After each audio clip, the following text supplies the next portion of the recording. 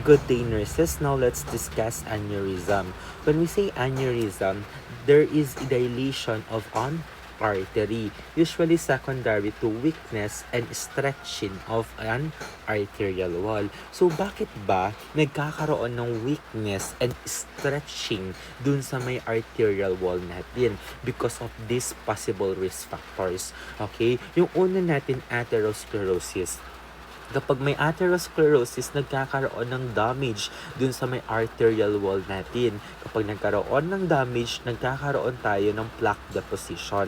This plaque deposition, siya yung dahilan kung bakit nawawala yung elasticity ng ating artery. Siya din yung dahilan kung bakit nagkakaroon ng weakness dun sa arterial wall natin. Okay? Because yung ating plaque, okay, yung plaque na yan, nagkakaroon or binabalutan niya yung lining ng ating arterial wall. Second one, because of hypertension.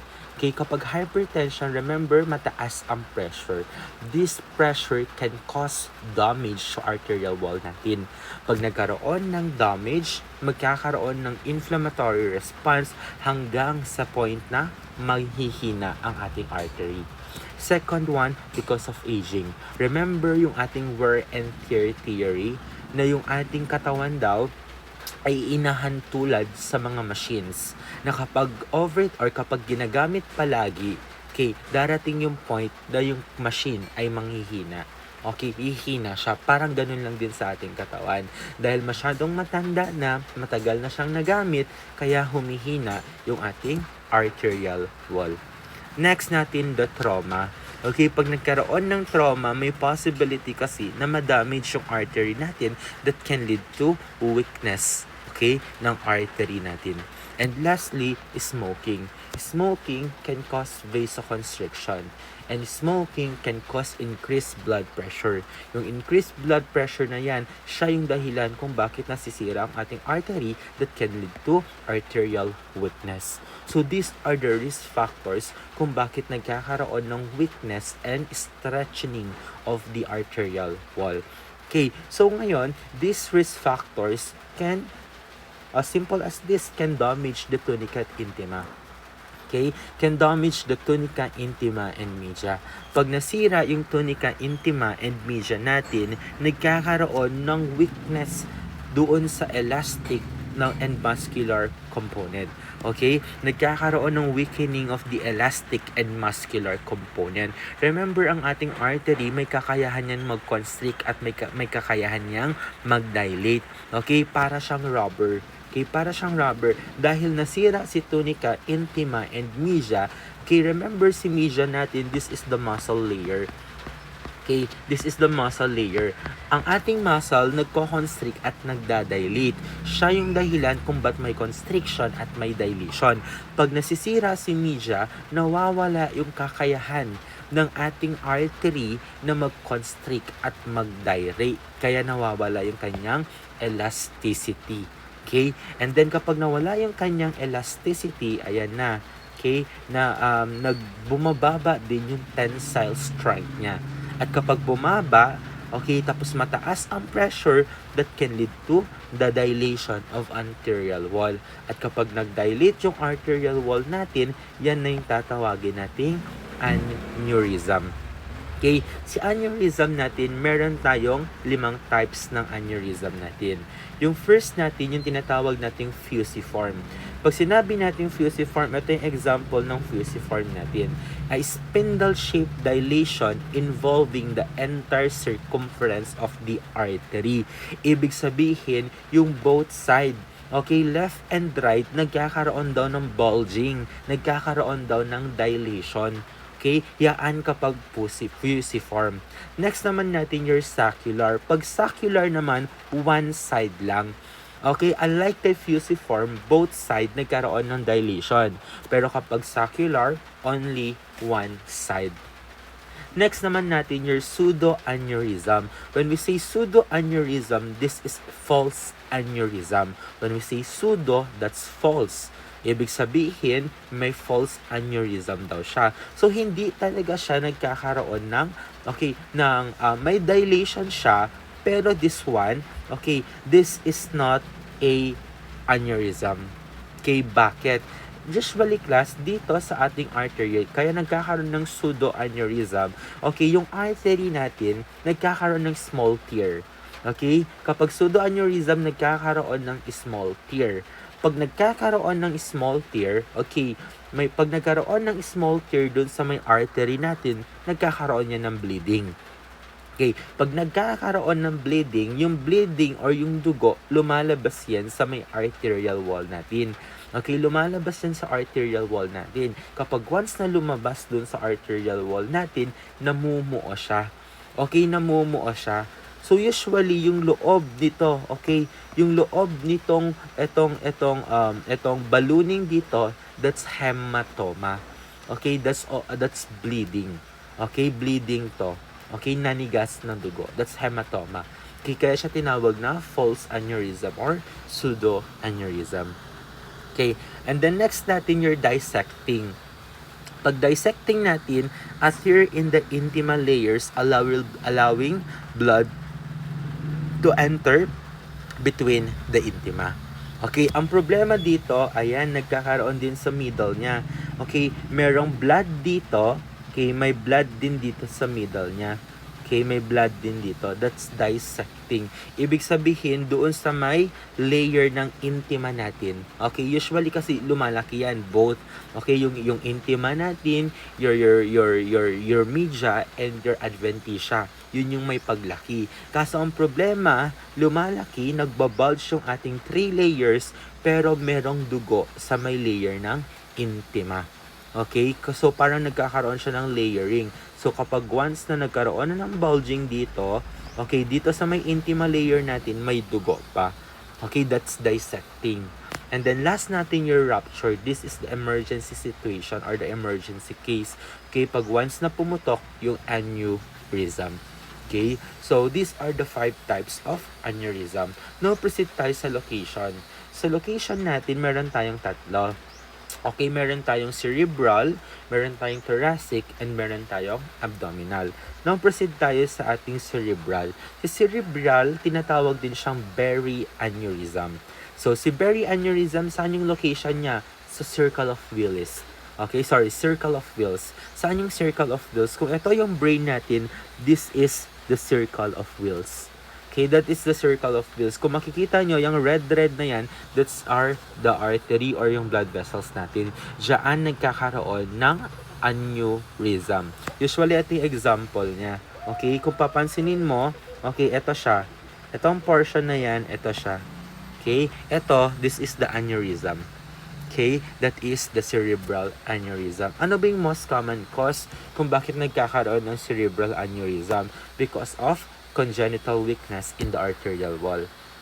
Okay, congenital weakness in the arterial wall. These are the most common cause, okay, kung bakit nagkakaroon ng cerebral aneurysm. What are the symptoms, okay, ng symptoms ng ating cerebral aneurysm? Una, may sudden severe headache.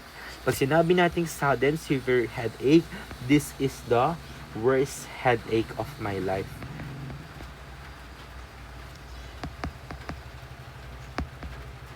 Okay, this is the worst headache of my life. Okay, yan yung pinakamasakit na headache na naranasan niya sa buong buhay niya. Pag ganyan ang case, may possibility na that is cerebral aneurysm. Nagkakaroon din ng nausea and vomiting. Bakit? Because of the vagal nerve stimulation. Okay? Dahil na nagkakaroon ng compression, dahil nagkakaroon ng dilation ng artery natin, nag-i-increase yung intracranial pressure. Kaya nagkakaroon ng nausea and vomiting. Nagkakaroon din ng tinatawag natin na photophobia, blurred vision, or double vision. Ibig sabihin, nagkakaroon ng visual disturbances. Nagkakaroon din ng nuchal rigidity or yung tinatawag natin na stiff neck. And then nagkakaroon ng ptosis. Okay, yung ptosis yung bumababa yung isang mata niya. Okay, yung parang mababa, parang ganon. And then seizure, and then loss of consciousness and sign of increased intracranial pressure. What are the signs of increased intracranial pressure? Diba, meron akong diniscuss na yung signs of increased intracranial pressure, your hypo, brady. Okay, that's the hypo, brady. Okay, my hypotension, my bradycardia, sorry, it's hypo, it should be hyper, tachy.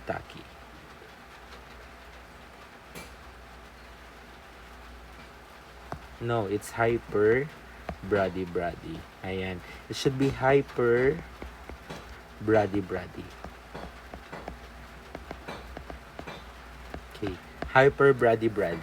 May hypertension, may bradycardia, and may bradypnea. Okay, so yan ang manifestation ng increased ICP natin. Aside from that, idagdag din natin, nagkakaroon din tayo ng yung usually, yung bradycardia, yung bradypnea natin dito, yun yung Kussmaul's breathing. Okay, yun yung Kussmaul's breathing na tinatawag natin. Usually, si Kussmaul's breathing natin, ano yan, parang irregular breathing pattern. Okay, it's irregular breathing pattern yung ating Kussmaul's breathing. Okay, yan yung ating characteristic ng breathing sa ating may increased ICP. Okay, your Kussmaul's breathing. Okay, yan. Then, dagdag din natin, nagkakaroon ng confusion. Okay, and altered or decreased LOC. Okay, so yan yung mga signs ng increased ICP. Okay, that is for your cerebral. Now, proceed tayo kay thoracic natin. Sa thoracic naman natin, okay, ang pinaka-location niya is in the thoracic portion of the aorta. So, kung ito yung heart natin, ito, okay, itong portion na ito, yan, this one. Okay, this one. Okay, this is the aorta, diba? Okay, that, dyan nangyayari ang ating thoracic aneurysm. So, ito yung example niya. Ayan. Kung ito yung aorta natin, ito yung arch, diba? O yun, this is the thoracic aneurysm. So, anong possible cause niya? Dalawa lang, atherosclerosis and hypertension. Okay, atherosclerosis and hypertension. What are the symptoms? Okay, nagkakaroon ng deep, diffuse chest pain radiating to interscapular area or shoulder. So, usually dito nagkakaroon ng chest pain at saka dito sa portion na ito. Unlike sa angina natin, nagra-radiate lang kasi siya sa neck, jaw, back, and shoulder. Pero kapag yan ay thoracic aneurysm, usually dito sa portion na yan. Okay, dyan nagkakaroon ng chest pain. Then nagkakaroon din ng hoarseness of voice, dysphagia, cough or dyspnea, and possible signs of yung tinatawag natin na superior vena cava compression. Okay, nagkakaroon ng signs ng superior vena cava compression. And what are the possible signs? First, nagkakaroon tayo ng tinatawag na facial edema. Okay, bakit nagkakaroon ng facial edema? Dahil sa superior vena cava natin, okay, nako-compress siya. Kaya ang nangyayari, nagkakaroon ng accumulation ng fluid doon sa may taas ng superior vena cava.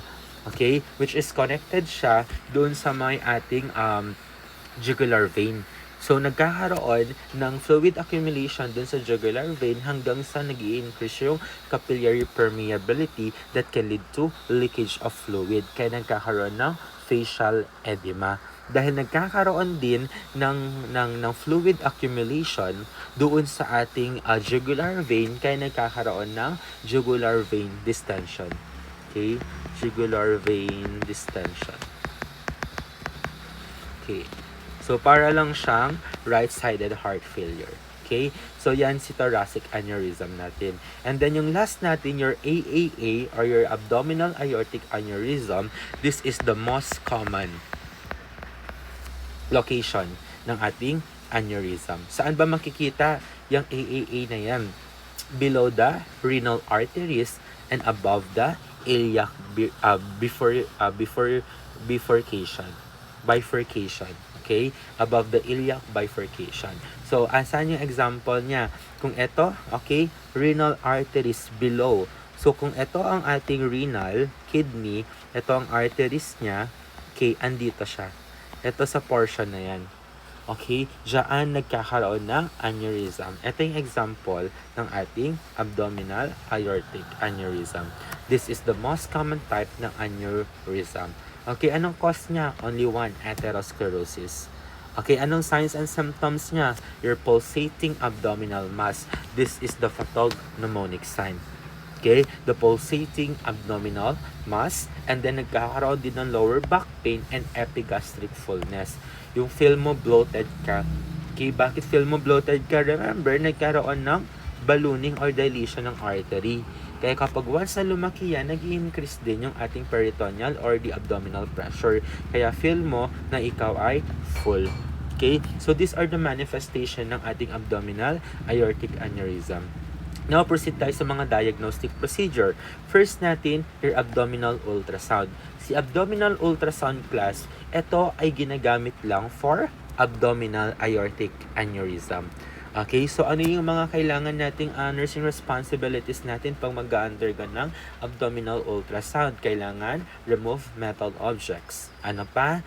Kailangan kapag pregnant si mother, we need to ask if siya kapag babae ang pasyente, we need to ask the last menstrual period para ma-detect natin kung pregnant ba or hindi. Kasi kung pregnant, contraindicated si abdominal ultrasound because UTZ, meron siyang radiation. And radiation is teratogenic. Okay, so bawal siya pag siya ay pregnant. So we need to ask the LMP and remove metal objects. Next natin your CT scan or MRI. So si CT scan and MRI natin provides detailed image of the aneurysm shape and surrounding tissue. Okay? So yan yung ginagawa ni MRI. Okay? So pag MRI naman yan, okay, kailangan nating bawal contraindicated yung may mga implants. Okay? Bawal yun. Bawal din ang metal objects. Bawal din kapag ask nyo din kung may claustrophobia. Okay, baka meron siyang takot siya sa mga small spaces. So, yun yung mga kailangan nating alamin pag mag-undergo si patient ng CT scan or MRI.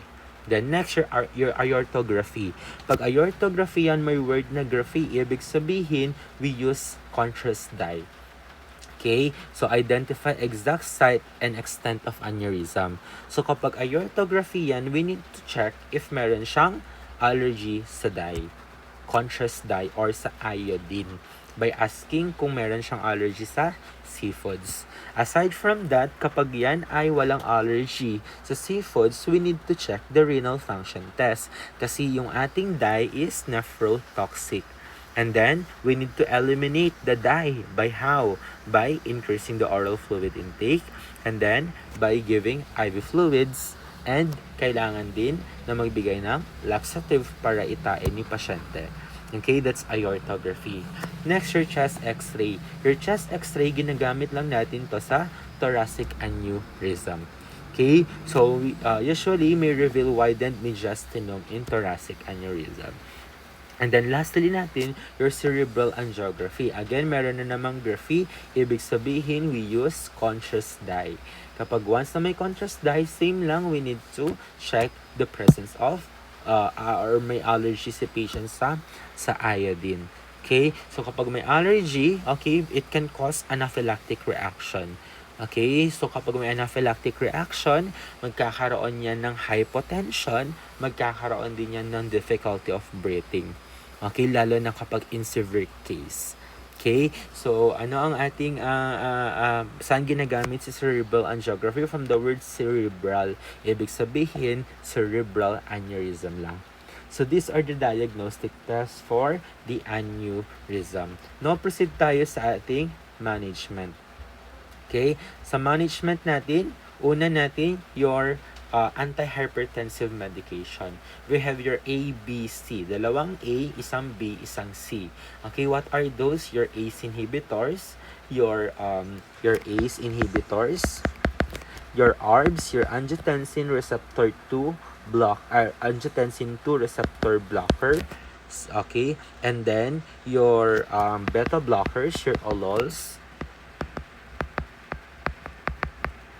and your calcium channel blocker. Okay, yung depin natin.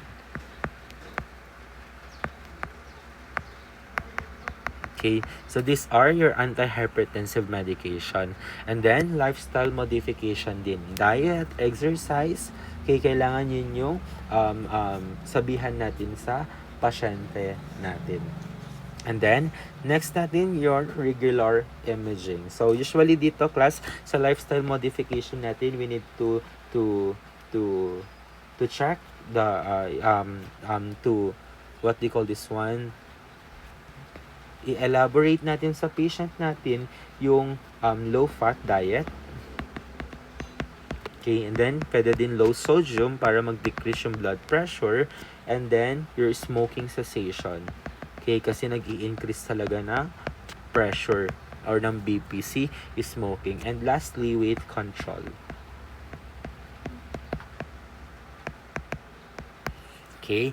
So, kapag antihypertensive medication naman yan, binibigay natin to para mag-decrease yung blood pressure. Kasi kapag once na nag-i-increase or pag once na na-increase yung BP, kapag once na may aneurysm yan, risk kasi yan for rupture. Okay? Kasi 'di ba, remember kapag yung balloon, pag once na nilagyan mo ng air, may possibility na pumutok siya. Parang ganun lang sa ating blood vessel. Dahil nagkakaroon na ng weakening dun sa may arterial wall natin, yung dugo ay patuloy lang na nagfo-flow. Kapag mataas ang pressure, syempre dahil weak yung muscle or weak yung arterial wall natin, lalaki siya ng lalaki, at kapag once na na-reach siya na yung kanyang total elasticity, that can lead to rupture, and that's emergency situation.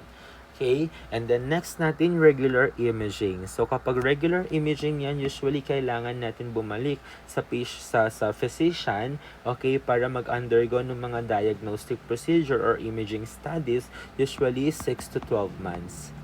Okay, 6 to 12 months para ma-maintain or makita natin yung size ng aneurysm, kung siya ba ay lumalaki or siya ba ay lumiliit. Okay, so these are the management. Next natin your surgical management. We have 3. Okay, first natin your open surgical repair or your aneurysmectomy. Okay, usually kapag aneurysmectomy, we excision and graft replacement. Okay, this is open surgical repair. Okay, ibig sabihin open surgery siya.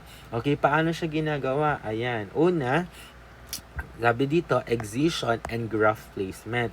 So, nagkakaroon ng excision, okay, open, and then, naglalagay tayo ng graft or itong stent. Okay, yan yung binilalagay natin, yung graft. This white, that is graft. After mailagay si graft, ayan, itatahi na siya. Okay, that is open surgical repair. That's aneurysmectomy. Next naman natin, your endovascular aneurysm repair o the EVAR. Paano ginagawa si EVAR? Ito, class, okay, stent grafting inserted via femoral artery. May nilalagay tayong stent, pero hindi nagkakaroon ng open surgery. Pinapasok natin yung catheter or yung needle doon sa femoral. Then kapag once na naipasok doon, may graft tayo na ipapasok or stent. Okay? Ito si stent natin. Si stent natin, bali yan, dyan na papasok yung blood. Para sa ganon, kahit mataas yung pressure, okay, hindi lalaki itong artery natin. Kasi dito, di ba, ito, pag pumasok dyan yung blood, okay, pag pumasok dyan yung blood, kahit mataas yung pressure, kaya niyang i-hold yung pressure. Okay, so ito, ma-maintain natin yung size ng aneurysm natin. That's your EVAR. Then lastly natin, for cerebral aneurysm, we have clipping or coiling. Si clipping, ayan, clip natin yung aneurysm niya. That's clipping. Kapag coiling naman, okay, may pinasok tayo, and then itong aneurysm niya, i-fill natin yan ng mga fibers. Okay, meron tayong ilalagay dyan. So kapag once pupunuin natin yan, pupunuin natin nito yan. Pupunuin natin siya ng parang tali. Para sa ganon, okay, mapalitan, instead na dugo yung laman niya, ito ang laman niya. Okay, yan yung magiging laman niya. Para sa ganon, pag once na napuno na siya, hindi na papasok dyan yung blood para maharangan siya. Kasi kapag once na naharangan siya, dadaretso na lang yung blood dito sa portion na ito. So kahit mataas yung pressure, hindi nalalaki itong ating cerebral aneurysm. So these are the management. Ano yung ating nursing intervention? Pre-op, monitor vital signs. Siyempre, huwag kakalimutan si consent. Okay? And then, monitor vital signs, lalo na si blood pressure. Okay? And then, we need to avoid straining, coughing, and lifting. Bakit? It increases the intracranial pressure. Okay? Aside from that, kapag once na nag-i-straining tayo, nag-increase din kasi yung abdominal pressure. So, pag mataas ang pressure, okay, sa ating ulo at sa ating abdomen, risk yan for enlargement ng ating aneurysm that can lead to rupture. Then, dapat NPO din si patient to prevent aspiration and provide emotional support kasi yung pasyente natin takot during those time. Okay? And then post-op, we need to assess for bleeding or graft occlusion. Okay, as natin kasi nga, meron tayong pinasok, okay, meron tayong hiniwa, inopen, okay, kaya kailangan, sorry, I forgot to mention, sa clipping pala natin class, usually nag-undergo muna yan ng craniotomy. Okay, unlike dito sa ating clipping, pinapasok lang natin yan sa mga blood vessels. Usually pwede din sa femoral natin or sa subclavian vein. Okay, pero kapag once na clipping yan, nag-undergo ng craniotomy. So ino-open muna yung brain, ay yung head, and then saka maiki-clip. Okay? So, ganun ang ginagawa kapag pag clipping. Nag-undergo muna ng craniotomy. Then, we need to check the graft for occlusion. Okay? Kasi baka mamaya, pag nagkaroon ng occlusion, nagkaroon ng ng thrombus formation, wala naman ng blood supply that can lead to stroke. Okay? Then, next, check the peripheral pulses. Remember, dapat distal pulse ang chine-check natin. Okay? So, kung femoral pulse yung ginamit, kailangan yung malayo. Okay? So, yan ang kailangan i-check natin para makita natin kung maganda bang circulation. And then, monitor urine output. Okay? We need to monitor the urine output. Bakit? Kasi baka mamaya, nagde-decrease na pala yung renal perfusion. Baka nag-lead na yan sa kidney damage. Okay? And then, strict BP control. Para sa ganon, hindi masira si stent. Okay? Hindi rin masira yung mga yung what they call this one, yung sa coiling natin and sa clipping natin. And then, we need to administer prescribed med as order. Okay, bigay natin yung mga prescribed meds ni pasyente natin to maintain yung mga, to prevent complications. Okay, so post-op yan. For general nursing management, we need to always monitor the blood pressure. Okay? Kasi yan yung possible or yung dahilan kung bakit magra-rupture ang isang aneurysm. And then, we need to, or never palpate. Okay, never palpate known aneurysm too forcefully. Bakit? Bakit hindi siya pwedeng ipalpate? It might rupture. Okay, it might rupture. And then, pain changes may indicate imminent rupture. Okay, yung pain changes daw. For example, in pain ng pasyente mo, biglang nawala yung pain niya. Sabihin na lang natin doon sa kanyang abdominal, okay? Or sabihin na lang natin sa thoracic niya. 'Di ba sa thoracic niya, nagra-radiate yung pain sa may shoulder and subclavian. So kapag once na nawala yung pain doon sa may shoulder and subclavian, may possibility na yung aneurysm ay nag-rupture na. Bakit? Kasi kapag once na nag-rupture na yung aneurysm, nagdi-decrease yung pressure. Si pressure ang dahilan kung bakit may pain. Okay? Si pressure ang dahilan kung bakit may pain. Pag once na nag-decrease yung pain, may possibility na nag-decrease yung pressure. But nag-decrease yung pressure kasi nga pumutok na si aneurysm. Okay? So, anong gagawin natin? Report immediately. Okay, we need to report pag ganyan yung nangyayari. And then, maintain calm and low stress management. Bakit we need to maintain calm and low stress management? Because anxiety and stress can cause increased blood pressure. So, kapag mataas ang BP, risk yan for rupture. So, this is aneurysm.